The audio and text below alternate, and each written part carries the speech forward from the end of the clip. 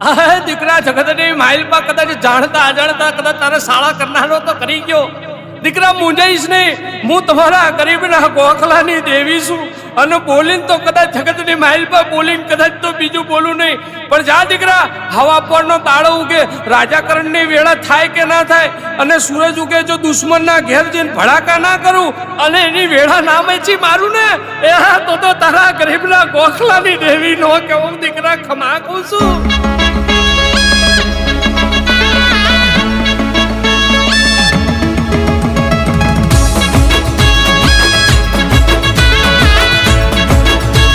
શક્તિ વઢવ્યા ગરીબ ને